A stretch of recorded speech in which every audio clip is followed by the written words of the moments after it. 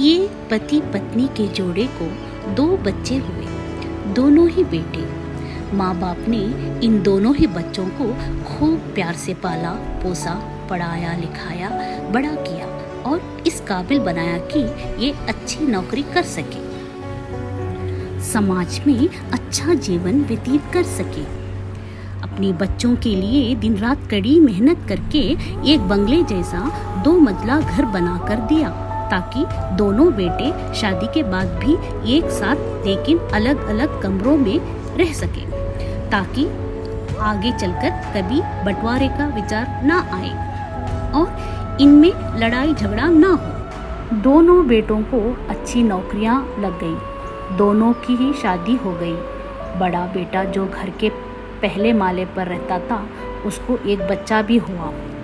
पोते का मुंह देखकर दादा दादी बहुत खुश हुए।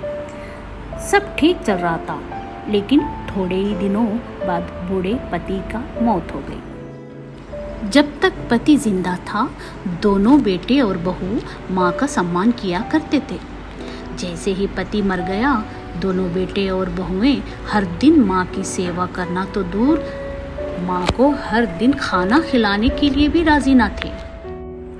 दोनों बेटे और बहुओं ने मीटिंग की और तय किया कि माँ को खाना खिलाने की जिम्मेदारी बांट ली जाए, यानी कि 15 दिन बड़ा बेटा और 15 दिन छोटा बेटा माँ का खाने का जिम्मेदारी लेगा। जिन बेटों को बिना दिन रात देखे भूख ना होते हुए भी और मनचाहा खाना हमेशा खिलाने के लिए जो माँ तैयार रहती थी, अब उसी माँ को बेटों के यहाँ पर दिनों के हिसाब से खाना दिया जाता था। माँ का दिल बड़ा था। माँ को इस बात की खुशी थी कि वो जैसे भी है अपने बेटों के साथ रह रही है, और इसी खुशी के कारण बेटों के द्वारा दी गई रोटी सूखी भी उसे किसी पकवान से कम ना लगती। लेकिन दुर्भाग्य की बात तब हो जाती जब किसी महीनों में 31 दिन आ जाते और उस एक दिन माँ को भूखा ही रहना। एक बार जब बड़े बेटे के यहाँ 15 दिनों तक खाना खाने की बारी चल रही थी, तब बड़ा बेटा अपनी बीवी और बच्चों के साथ कहीं बाहर किसी फंक्शन में जा रहा था। बड़ी बहू ने माँ से कहा, माँ जी आज खाना नहीं बनाया है, हम बाहर जा रहे हैं, वही खाएंगे, आप अपने लिए कुछ पका लेना और खा लेना। बूढ़ी माँ ने कहा, लेकिन बेटा मुझे तो गैस चलाना नहीं आता। बहू ने कहा, तो फिर ऐसा कीजिए कि पास वाले मंदिर में भंडार लगता है, आप वहीं पर जाकर खा लीजिए, तो आपको गैस चलाने की ज़रूरत ही नहीं पड़ेगी। पास में ही खड़ा बेटा और पोता यह सब सुन रहे थे, लेकिन कोई कुछ ना बोला।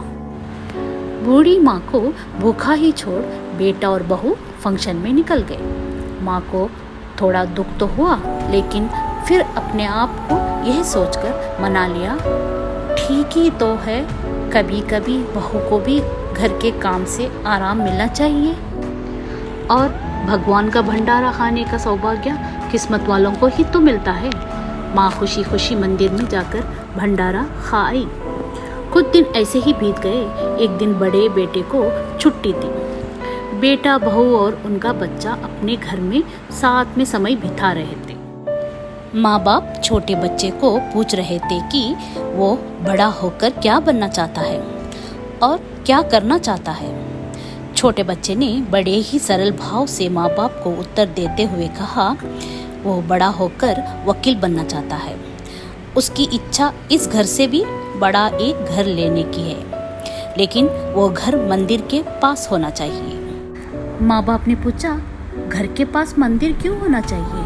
तब बच्चा माँ बाप से कहता है, घर के पास मंदिर इसलिए होना चाहिए ताकि जब मैं बड़ा होकर किसी फंक्शन में बाहर जाऊं तो आप दोनों को ज़्यादा तकलीफ ना हो। मंदिर नज़दीक रहेगा तो आपको ज़्यादा दूर जाकर भंडारा नहीं खाना पड़ेगा। मासूम बच्चे का ऐसा जवाब सुनकर दोनों ही के पैरों तले से ज़मीन खिसक गई। उन्हें अपनी गलतियों का एहसास अब जाकर हुआ था, जो उनके 5 साल के बेटे ने पहले ही कर लिया था। दोस्तों, दुनिया के हर माँ बाप ये सोचकर अपने बच्चों को बड़ा करते हैं कि वो उनके बुढ़ापे की लाठी बनेंगे, ना कि वह लाठी बनकर उनके ही पीठ पर बरसेंगे। कर्म का चक्र निरंतर घूमता रहता है। दोस्तों, आज जो तुम दूसरों के साथ कर रहे हो, आगे चलकर तुम्हारे साथ वही होगा, यह तय है। इसलिए हमेशा याद रखो कि दूसरों के साथ वैसा ही बर्ताव करो जैसा तुम चाहते हो कि बाकी लोग तुम्हारे साथ करें। लोगों तक यह संदेश पहुंचाना था कि हमारे भारतवर्ष में जिन माँ बाप को भगवान का रूप कहा गया है, उनके साथ आजकल जैसा व्यवहार हो रहा है वह नहीं होना चाहिए। कहानी पूरी पढ़ने के लिए धन्यवाद।